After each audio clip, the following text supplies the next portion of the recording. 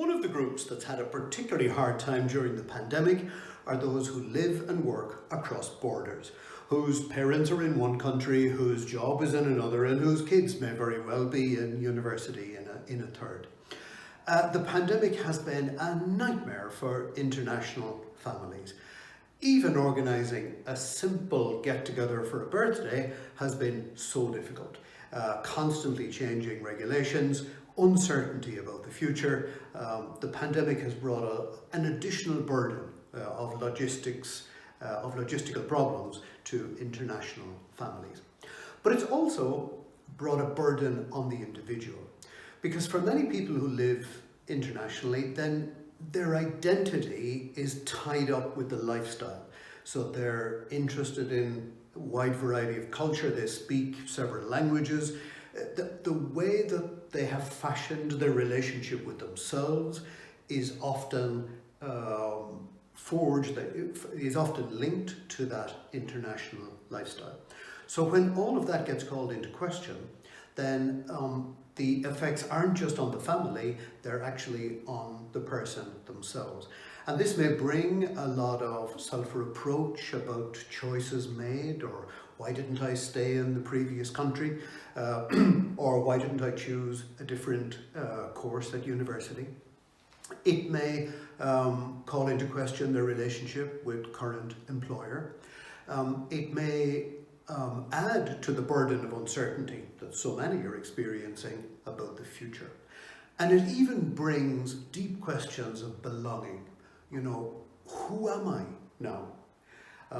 The question of belonging is never far away for those who have lived internationally, but the pandemic has underlined it for many.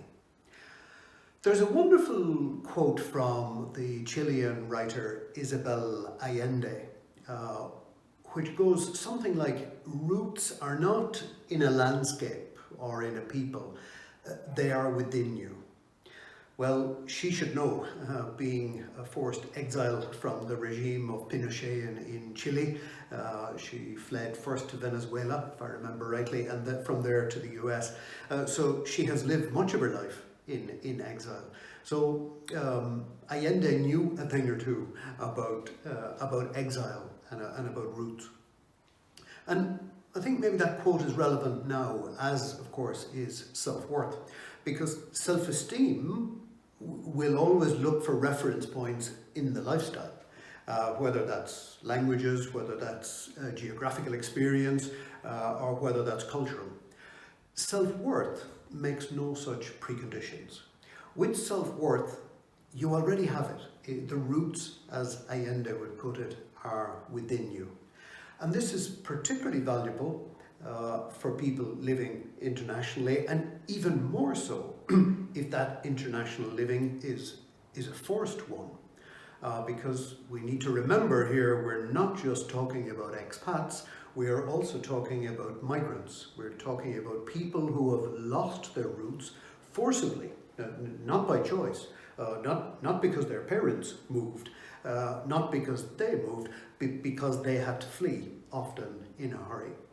And self-worth is particularly relevant for migrants. In fact, sometimes it may be the only thing they have. So if anyone is listening to this video and actually is actively involved with refugees or with people who are migrants from one country to another, then we would really like to hear from you. This is one group we would like to do some more work with. But turning back to you yourself, or to your friends if they're international, it may be worth digging into this difference between self-worth and self-esteem. Yes, you may be questioning the future right now. You're probably on the horns of a dilemma somewhere about what to do. Certainly many people who are living internationally are questioning a lot of things right now. And it's not just country, it's about job, it's about lifestyle. It is, as I've said earlier, about very identity. With self-worth, you're already okay. You know, you're not dependent upon the lifestyle or even a specific landscape or country. You have the freedom to choose.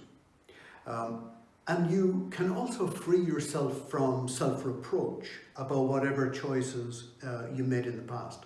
This again is the difference between self-worth and self-esteem. Self-esteem tends to demand that we're okay with our previous choices. Self-worth makes no such precondition. So actually digging into self-worth a little bit, deepening those roots inside us, as Isabel Allende would put it, can be a really good exercise as you plan your future.